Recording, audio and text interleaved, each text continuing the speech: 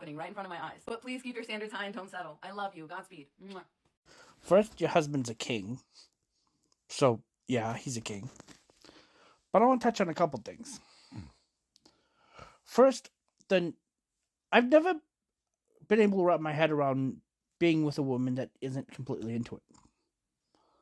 Like, where's the fire in that? Where's the... at that point, it's like dead fish. You'd have more fun with your right hand. I want my woman to want me. I want her to basically jump me. I've never understood the whole, okay, yeah, I'll just go along with this.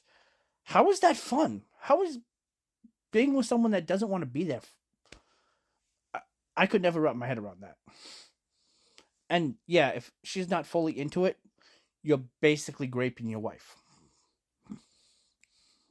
So, fuck you. That's horrible. Again, your husband's a king.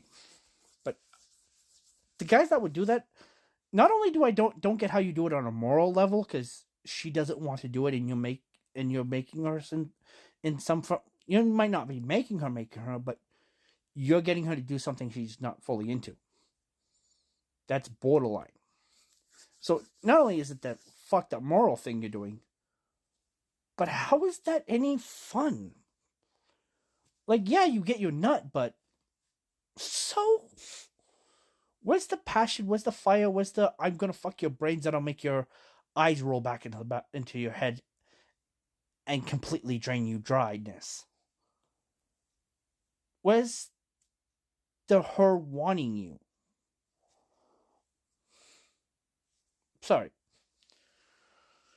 And yeah, before you said, yeah, I realize I'm not a pretty man, but I've never been with a chick that didn't want to be with me. Either because they've actually wanted to be with me, or because we were dating, I did something good, and they're like, okay, I'm gonna your brains out because I'm happy with you at this particular moment. And then they realize, holy shit, this little fucker's not actually bad. Because, yeah, looking at me, you don't automatically assume I'm good. But then you don't automatically assume a motherfucker's going to pull a dildo the size of his arm outside of his bag.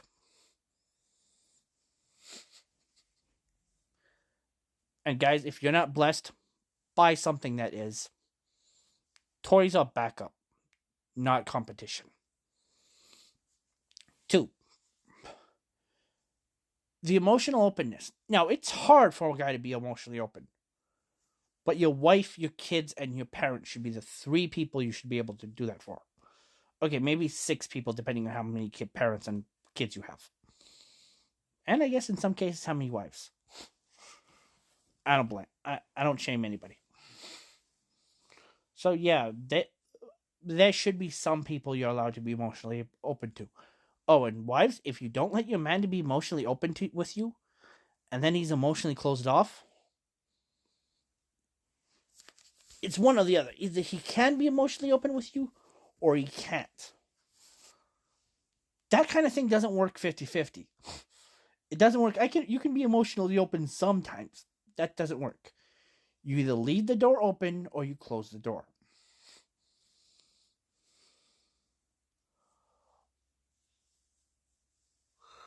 Four, the looking at other people. First, that depends on your partner. Like, I've dated chicks that we both looked at the same people. Like, plus about dating a bi guy. When I catch you looking at some dude's ass, I'm only catching you because I was.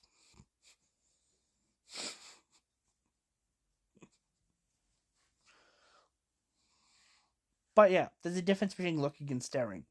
Looking is acknowledging beauty. Staring is being a creep and disrespecting the person you're with. You know, is there a chance he's honestly never looked?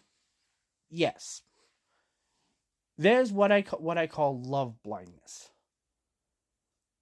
This is what guys get when they get married. One hot mama.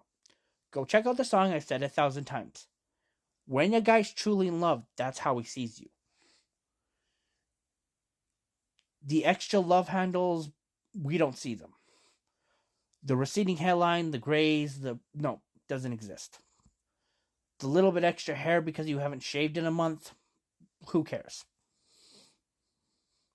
That scar you got when the kids were born, who cares? We see you as the hottest woman in the world because this, and that is what we think with most. When this and that is communicating on the same wavelength, this gets overpowered.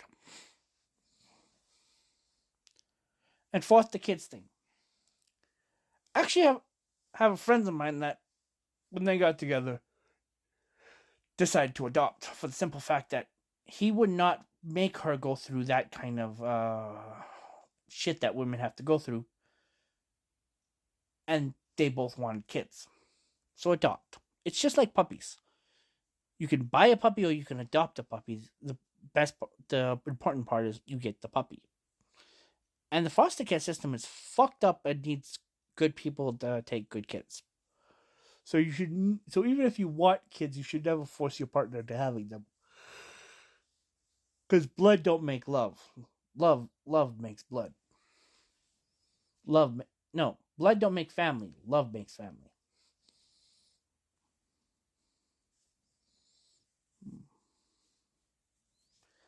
And third, this goes for a lot of people. And I realized, grain of salt, my longest relationship was 6 months, and that was long distance.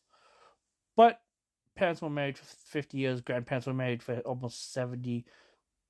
2 different friends of mine were married for 20 years and 15 years different. So I've seen what happened marriage are like. These 3 things, and you're married, so you can back me up on this or say I'm wrong. 1, keep the people you were when you started dating in the back of your mind. Which means if he used to show up at your work with flowers randomly and basically kiss the ground you walked on, then once in a while he tapped into that. If you used to go driving and then halfway through not be able to keep your hands off each other and would just go park somewhere or even go camping, be that. What I'm saying is, don't let life get in the way of passion. And ladies, this is a cue for you. Women need to, just like you need us to tell you and make you know that we love you sometimes.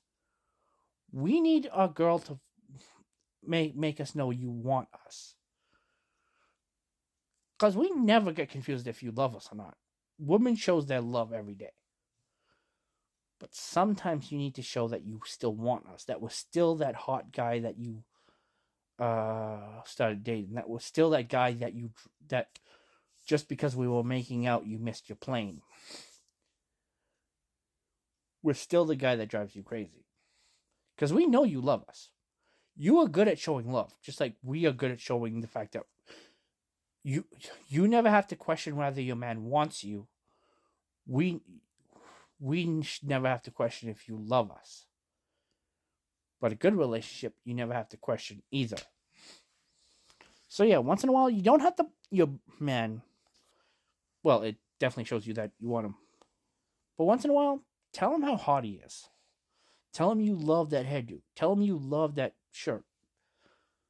Make him know that you still find him attractive.